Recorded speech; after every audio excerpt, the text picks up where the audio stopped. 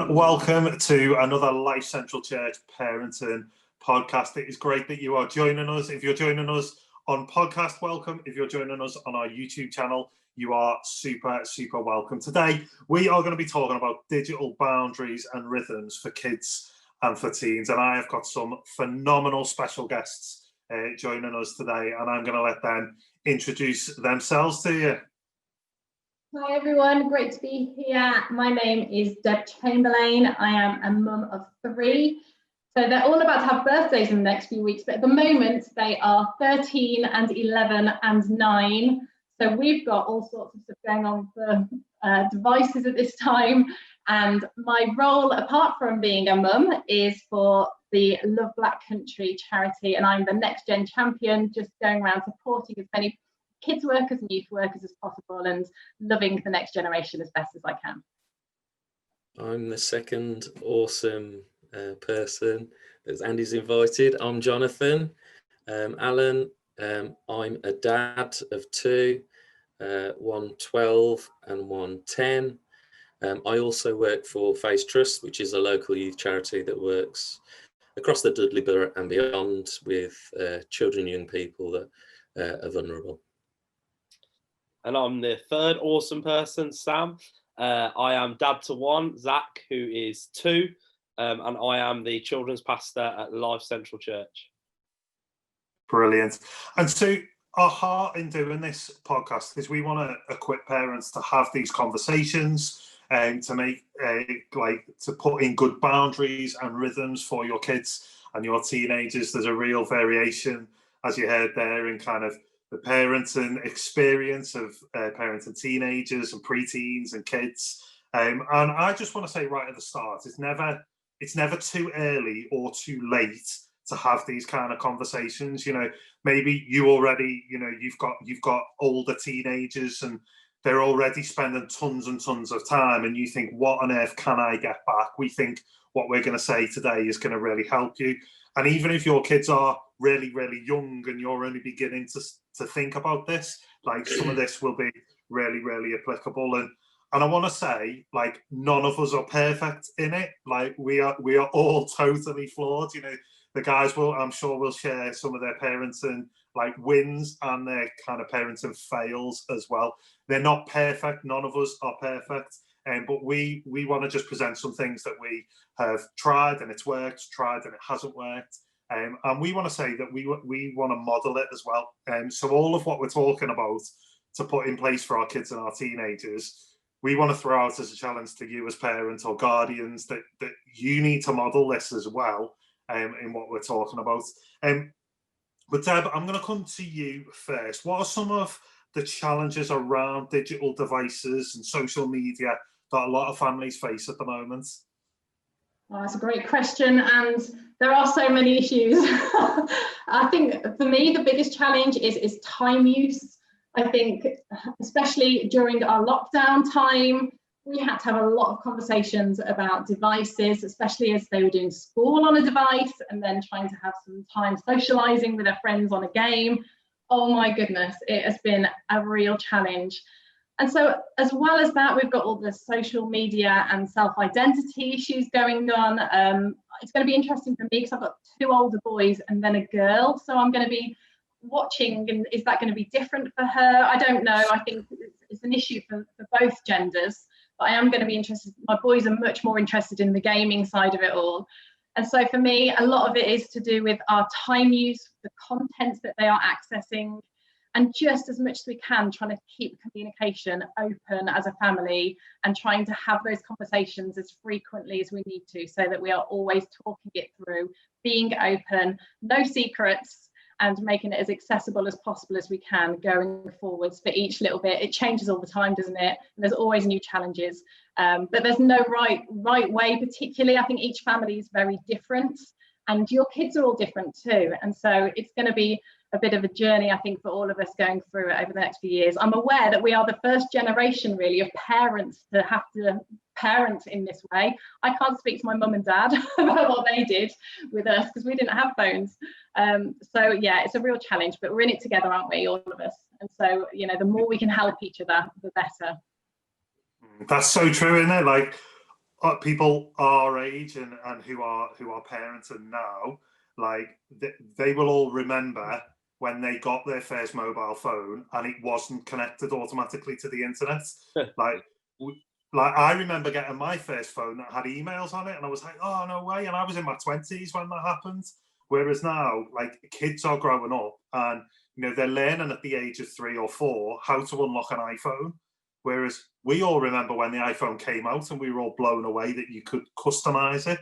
Like having Snake was a big deal to us when we got our phones. Whereas kids now, Snake could be terrible, and that's a real challenge, isn't it? Sam, what are some problems and issues and challenges that families have faced that you know? Yeah, I think just to say, my 2-year-old knows how to unlock my phone and call people or take a photo, and I think that is just it, isn't it? We're just growing up. We're not used. My first phone was at 11, and I could call and text on it, and that was it. So I think, like, I just want to encourage parents, like, we are the first generation to have to deal with this. Like, we've never grown up with internet so much at our fingertips, and I think, like Deb said, it is about time. I think I talk to a lot of parents, and it's about how do I limit the time. These things are addictive, and as parents, we need to model that. We need to not be sitting scrolling through Facebook for 2 hours and then telling our son, you can't play Fortnite for 2 hours, because actually it's contradicting that. I think managing like what they're doing as well is a big thing.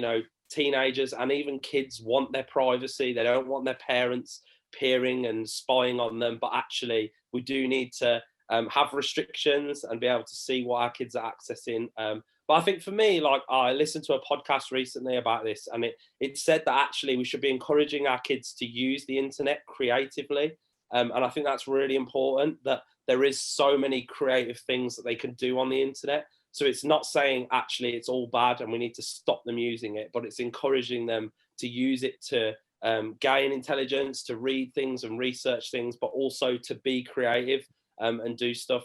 So many kids are getting into media and YouTube and stuff, and there's so many different creative ways. I heard of one of the kids at our church this week that's recorded his own music video, and he's like 7 or 8, and let's be encouraging our kids to do it creatively. So good. I was just going to say, I think it's interesting, isn't it? Like the internet, and devices they're this amazing tool, but I feel like it's almost beyond its time for us. Like, we've created this thing, and it's like we don't even understand the impact that it has on our brains, physiology. And as adults, we find it difficult to utilize. And then we're giving something that is so amazing and so dangerous at the same time, and putting it into the hands of children and young people who clearly don't have the ability to manage, this technology. And I think that for me is like the massive challenge, isn't it? It's so much a part of their life, and they're like, well, they expect Wi-Fi to be on all the time. That's just the way they understand the world. Do you know what I mean? So we're growing up trying to help young people understand this isn't just something to take for granted. This is this really powerful tool that we have to try and understand better, because we'll in 10 years time we'll probably understand even more clearly the impact of what we've been doing with this technology. And I think as well, for me, one of the biggest challenges that I see all the time is the conflict that arises out of children and people's interaction around how much time they should be on it, what they're on. Can I go on Fortnite for 10 hours? Can I be on TikTok at the age of 9? Do you know what I mean? It's all these things that add an additional conflict to the already crazy environment that parents have to engage in as children are growing up and developing. So it's made things more complex and more interesting, certainly. Yeah, and I think it's really important at this point to note, like, that what young people struggle with hasn't changed, just the way that they struggle with it has. So young people will always face questions of identity. like, you know, I did before I, like, when I was 13, and you know, the internet was a dial-up that you could go on at 6 p.m. until 7 p.m. and that was it.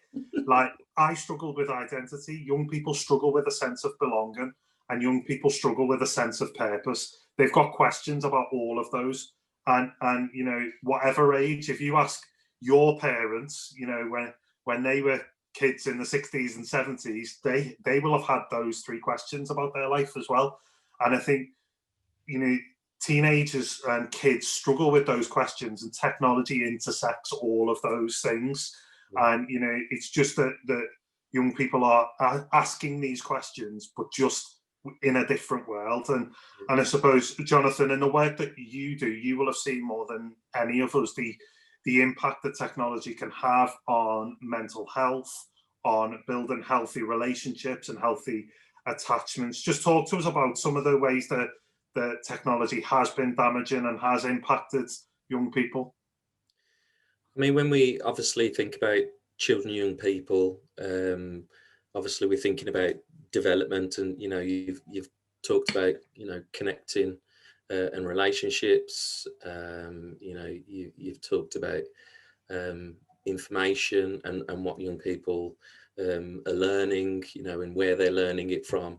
And I think one of the massive things that the internet has impacted is accessibility. So children and young people have, with the age of the internet and smart devices, the accessibility to information is just incredible. So it's almost like what children and young people have access to now, we wouldn't have even comprehended that, you know, when we were children and young people. But now young people have access 100% of the time, all the time. So, for example, let's say you got into some mischief at school and you got into an argument with somebody. There'd be a bit of fisticuffs. You'd go home, you'd come back the next day, and hopefully it would have, you know, diffused. Whereas now that would happen, and then you've got WhatsApp to continue this cycle on. So there's no reprieve.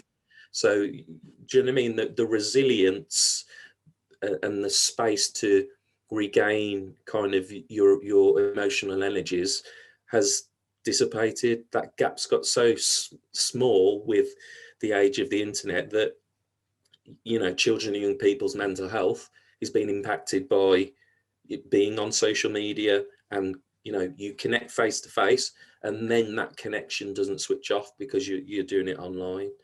Then things like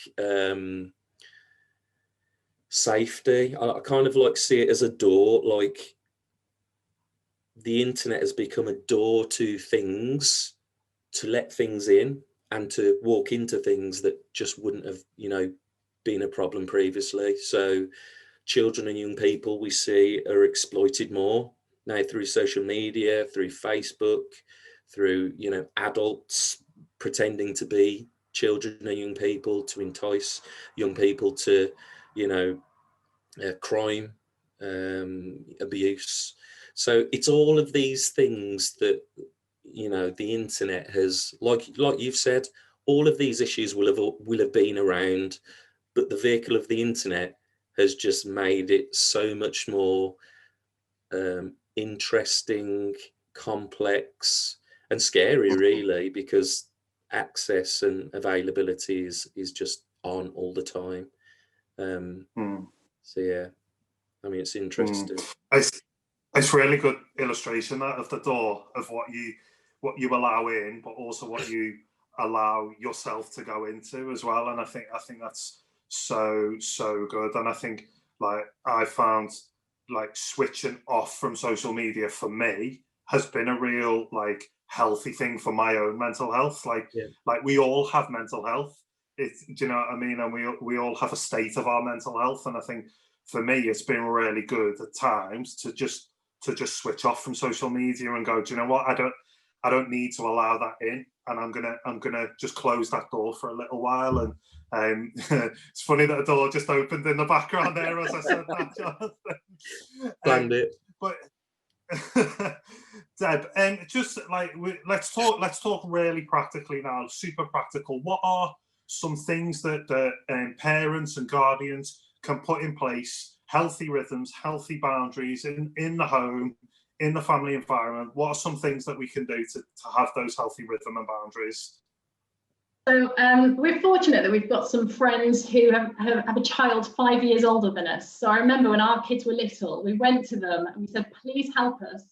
You know, what do we need to put in place now? And I'm so grateful for that conversation that we had, because it's so much easier to put things in place at the start and have a narrow way that can then widen as they get older. But I'm aware, you know, some people have to have these conversations as they shuffle through.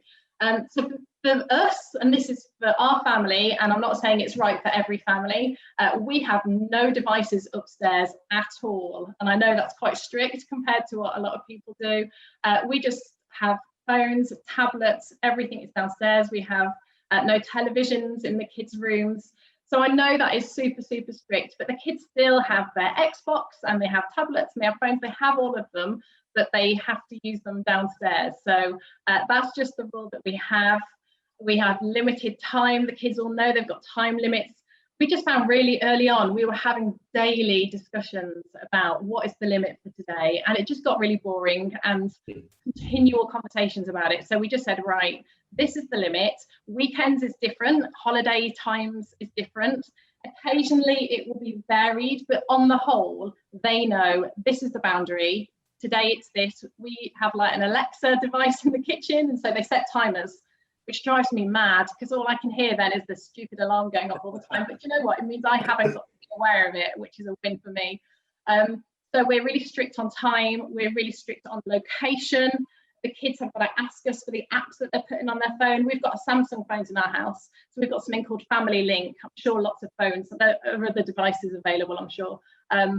But in our house, they've got to check with us before they can put an app on. So we, as much as we can, we make it age appropriate. But there are times when we'll have a conversation, and it might be that my 13, nearly 14-year-old will be, this is a 16, rating, but I don't see that this is any worse than something else. And so there are times when my 13, nearly 14 will play something slightly older, and we'll talk about it and we'll have the discussion, and I'll watch it and I'll see what I think, and then we'll review it. And sometimes I'm like, do you know what, actually, I don't like this. I want you off it. But we have the conversation, and we do have a conversation two ways. So he can come to me and say, actually, I think I'm right here, and let's talk it through. So we keep an element of flexibility, but oh my goodness, having those boundaries in place, and they just know this is the rule. It just makes our life a lot easier.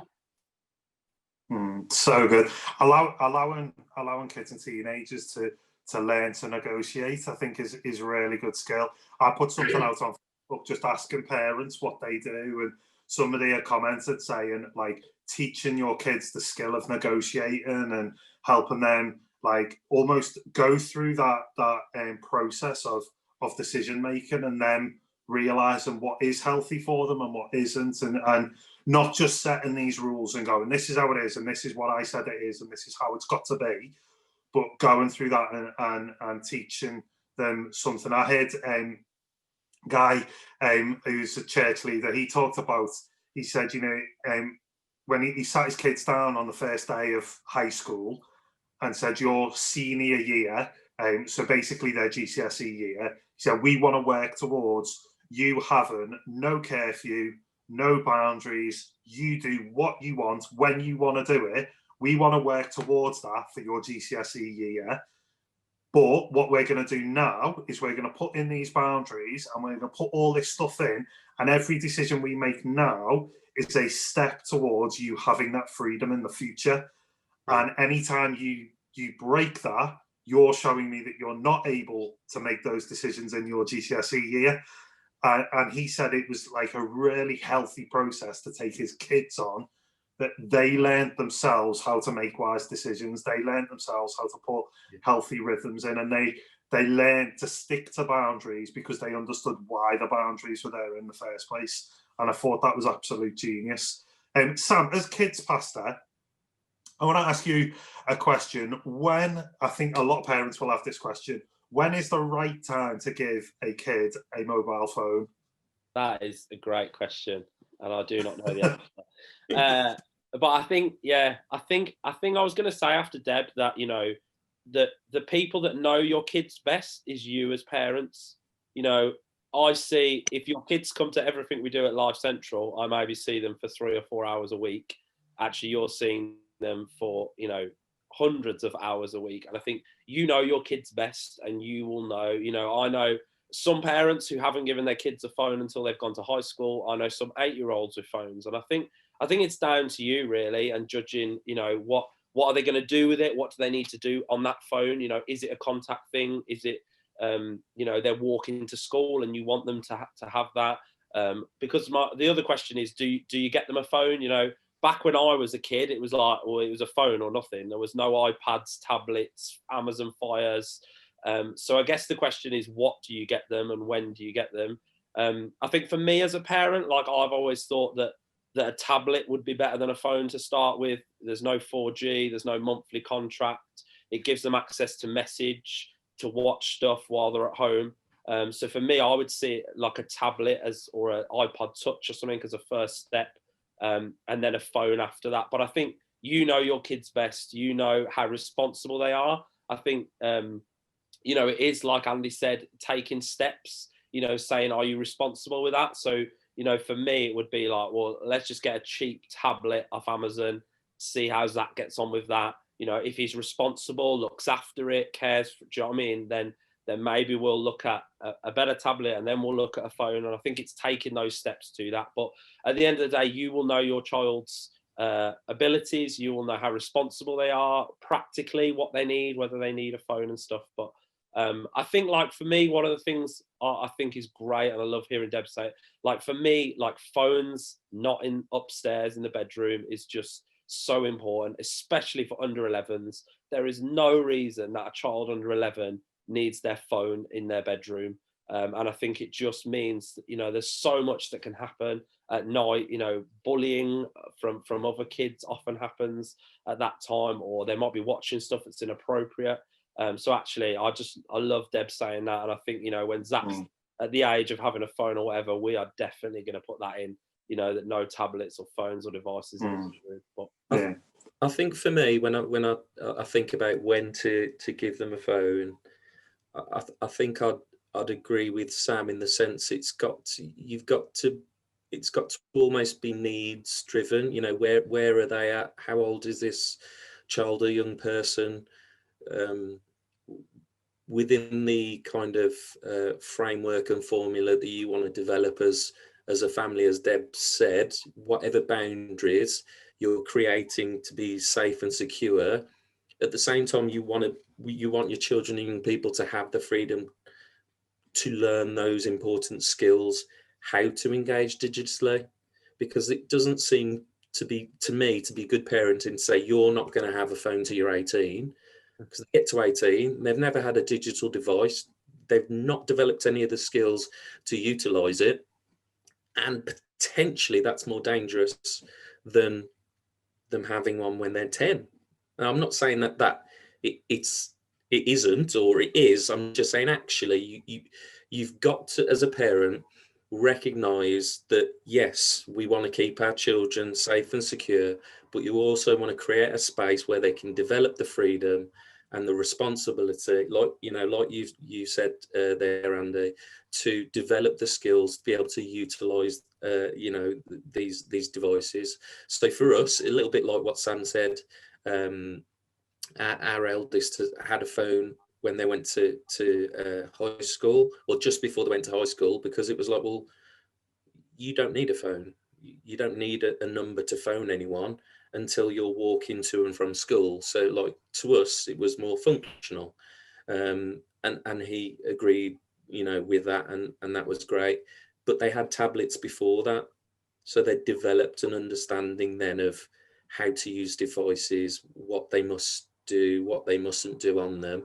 And then as you kind of up the ante, you would hope that their level of skill and understanding matches, the technology that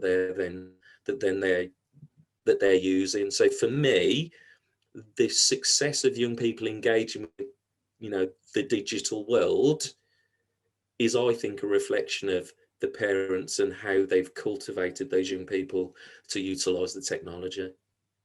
Yeah, and I think you've got to dangle the carrot all the time. You've got to give incentives, and it's not blackmail.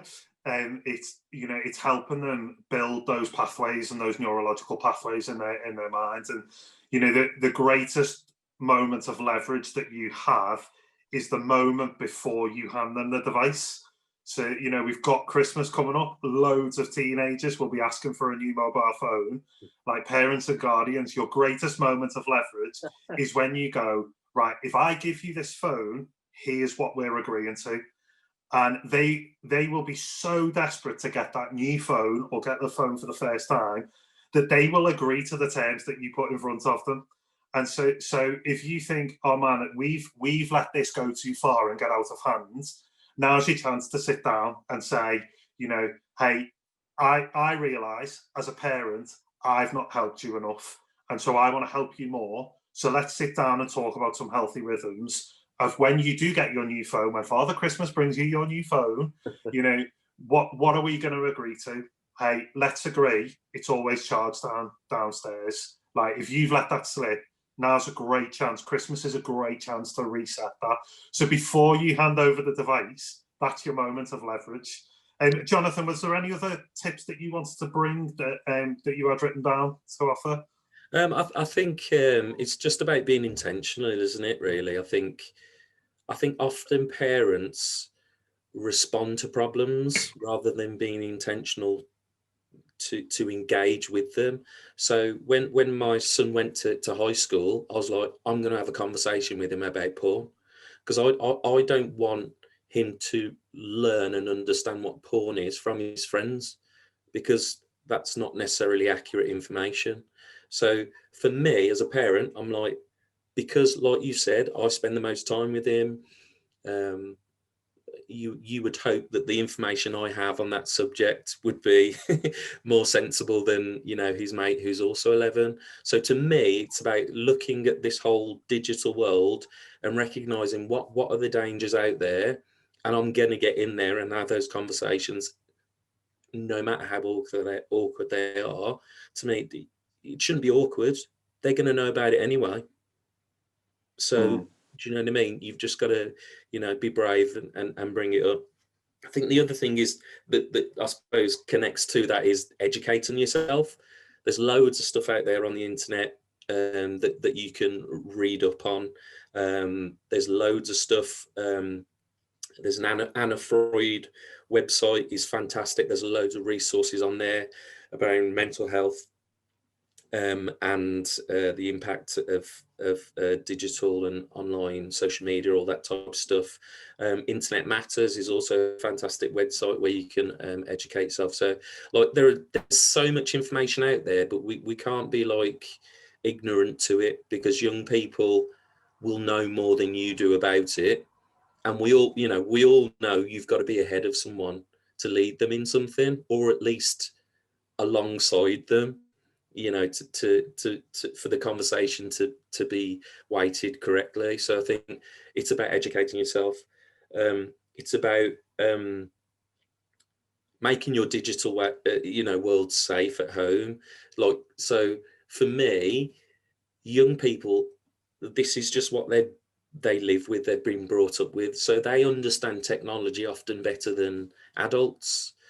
And to be honest, that's always been the case. So like when I think about myself as a young person, when I had a phone, if I wanted to look at something dodgy on the internet, which obviously I didn't do, this is what a mate told me. I used to find out all the things that would cover my tracks. And I knew that my parents didn't know about that. They didn't have the tech savvy to realise, well, I need to know this. And they didn't. So I was just like, home, I'm free, home. I'm never going to get into trouble around my devices, which in hindsight, if they would have, that would have stopped a lot of the mistakes that maybe, I went on to not making. And I think part of it is about, knowing how young people can get round things like Family Link. Do you know what I mean? Do they know the passwords that you've got for certain accounts so they can increase their time without you knowing? So it's all of these things that you've got to have a handle on. Do you know what I mean? And you've got to understand the technology enough to be able to go into a conversation with your child and young person and say, what's going on with this. I think there's tons of good stuff out there, isn't there? Like, yeah, I discovered in researching for this, like I discovered Disney Circle. So Disney have developed this tool to basically you can do all of the filters and manage the content, but you can also manage the time, and it works across Netflix, it works across PlayStation, Xbox, all devices. Like, it's so good. It's a little bit expensive, but it's really, really good. And there's lots of stuff out there. And I think if you're a parent and you're not sure how to get on top of this, like, just ask Google the question. Like, literally, you can search on Google the make and model of the phone. How do I, keep it safe for my kids? There's loads of YouTube tutorials. There's loads of websites out there that will help you. Like, every broadband provider has filters on it, and that's right, isn't it, Sam? Yeah, I was just going to say, like, for me, like, I'm really shocked at how many parents don't know about adult content filters on their broadband. And, about a couple of years ago, the government were looking at a policy to make every broadband provider have adult filters on automatically. And basically, they got so much pushback that actually they've not done that. So for me, like, if there was one thing you were going to do after listening to this or watching it, is go, like, find out, Google it, how to get onto your service provider. You'll have a login, whether it's Virgin, Sky, My Sky app, whatever you've got your internet with, and just get that adult filter on. Because I'm not being funny, the things that it blocks, like, we shouldn't be going on anyway. So for me, there's like, it's not going to block anything that you don't want your kids on. Do you know what I mean? So for me, that is just a no-brainer to get that on. It's not difficult, Sam. Is that you call your service provider? They'll put the bar on yourself, and like they, for Vodafone, you can go into the settings and you can do it. Phone them up, do it yourself. This isn't difficult stuff. It's common. It is common sense, but we just don't think about it. And it's not hard to do. Yeah, and I think bringing it all to a close, and I don't know whether you guys have got anything to add to what we've been talking about, but I think for me, this is all about not preventing, but doing something for your kids and having that conversation with them and saying, hey, I don't ever want this to be an issue.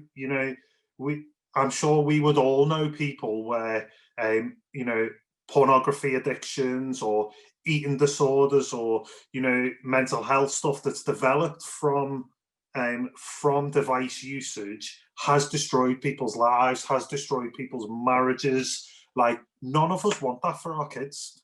And so, like, this is about sitting down with your kids and saying, hey, I'm putting this in place so that this is never something that you have to carry. And this is never something, and I think, like, for you as a parent, we want you to have really positive relationships with your kids, and we want them to feel like you're on their team. And sometimes that means you will have to be the bad guy and say no to stuff. But I think, like, one of the things that I heard recently, which was really helpful, is that, like, message content can very, very slowly become inappropriate. Like, often inappropriate messaging and inappropriate images being sent, like, doesn't happen instantly. It happens very, very slowly. And often what can happen is teenagers find themselves in the midst of a mess and a conversation and in a place where they're being asked for inappropriate images where they didn't realize that's where the conversation was heading. And all of a sudden they feel in that place where I can't talk to mum or dad about this because I'll be in too much trouble. And, like, one of the things that I heard this parent say is, like, sitting their kids down and saying, if you ever reach a point where you think I'm stuck and this has got to a place where I didn't think it was going to get, this has got inappropriate, if you come to us and say, I need your help, we will never tell you off for that. You will never be in trouble for that. We want to help you do that. And like, I think like praise your kid for making those good choices to come to you and talk to those things. You know, as a youth leader, either myself or some of my youth team have enabled some of those conversations to happen where teenagers have come and said, this has happened, can you help me? And we've helped kids talk to their parents about it. Like, we will do that, but we would much rather your kids feel comfortable enough to tell you about that. Guys, I don't know whether you've got anything to add. Let's start with Deb. Have you got anything to add to what we've been talking about? Yeah, just one last thing I wanted to say, really, just how important transparency is for all of us and that communication. And so just to reiterate, really, for us in our family, we say that the phone doesn't belong to the child in as much as that we have access to it at any stage. And I don't spend my evenings going through it. I've got plenty of other things to do. But they know that at any stage, I can unlock their phone. They know that I have access to everything on there. And I think that in itself helps them to think, is this appropriate, what I'm doing or what I'm messaging? I would never, I've never spent every day going through and logging everything that they do. However, just the fact that they know that I have access to it, I think makes a really big difference. And just finally, I think about what am I modeling to my kids myself? And I know that my phone's on a lot. I know I use it a lot. We try not to have it at the table for meal times, but it's always a case of talking it through, having those conversations, trying to be transparent, and working it through as a family with love and kindness and gentleness, and just making sure that our kids know that they are loved throughout whatever they've done, whatever happens, they will always be loved, and that brings security for them, doesn't it? So good. Jonathan, anything to add? I think for me, it's just recognising that children and young people will make mistakes with this, with everything, obviously. But I think as parents, we can be so harsh, even when we make the same mistakes, and we have made the same mistakes, and we will make the same mistakes. I think for me, it's about recognising as a parent, we're in a privileged position to help children and people develop into the people that they, have the potential, to become. And I think we need to see it as we're creating the safest place for that person to grow. And to just recognise the only way to do that is if you get buy-in. Do you know what I mean? Being a parent isn't about, being a dictator, although that feels like it's easier to do that. The conversation's difficult, but I think when you begin to have, a reciprocated dialogue, it's far more favourable to your connection with your child or young person than saying this is what we're doing. If you've got their buy-in, it becomes more of a decision that they put the consequences on themselves rather than you, imposing them on them themselves. So it's, look, we agreed this together. You knew what the barriers were. You agreed. You even suggested some of them, and you've crossed them. You know what that means, don't you? Do you know what I mean? That's really rubbish. Let's go back, look at it again, clean the slate, go again, see if we can do it better next time. Great. Sam? Yeah, I think I just want to say to all parents, like, if your kids have spent a ridiculous amount of time on devices in the last 6 months, it's okay. So many parents are saying to me, the rules have gone out the windows. And I think I just really felt tonight as we were chatting that actually maybe it's having a conversation with your kids to say, these are the rules at the moment. Once everything opens up and, we're not in whatever tier you're in, and we can go outside more, and we can go out for meals, and we can see friends, and we can do more, then these rules will change. And I think, not to beat yourself up as parents if your kids have spent 10 hours playing Xbox for the last 6 months every day. We're all in that together. we've watched a lot of YouTube videos and a lot of CBeebies. But when we can get out and do more, that will change. And I think just maybe having that conversation with your kids to say, these are the rules at the moment. And it might be that as you move into different tiers, wherever you live, that maybe you go, when we're in this tier and we can't do this and we can't see these, actually we're going to give you an extra hour or whatever for devices and stuff like that. But just being honest with them and saying, you know, when COVID is gone eventually and we're out of this, you know, the rules will change. But yeah. Really good, so good. And I think your homework, parents and guardians, off the back of listening to this, is to go and have that conversation. Like, please don't go and bark orders at your kids. You know, you will upset our relationship with your kids if you go back to them and go, well, I've listened to a Life Central podcast and Andy, Sam and Joel and Deb said this, like that. Please don't do that. But what we want to encourage you to do is just have that conversation. You know, if you do need to dial it back, like, have the vulnerability and the honesty to say to your kids, you know, hey, I've not understood this before and I've let you down, but we're going to get it right together, and have that conversation. We want to encourage you, parents, guardians, to go and have that conversation. And if you need more from us, we could have gone on for ages. There's so much more that we haven't said here. We could have talked so much more. So maybe we'll do another podcast about this in due time. But if you want our support, if you want further advice, if you want us to help with that, if you think your kids are addicted to their devices and you would like our input, we would love to help you. So please do get in touch with us at Life Central Church with any of our Instagram or Facebook accounts, or you can get in touch with us in the office as well. Just go to our website for those details. But in the meantime, thank you so much for listening to a Life Central Parenting podcast. Please do, if you've liked it, then recommend it to your friends. Please do share it on your social medias and like it and subscribe and all that kind of stuff. Guys, have a great day. And remember, parents, we love you. You're doing a fantastic job and we're cheering you on.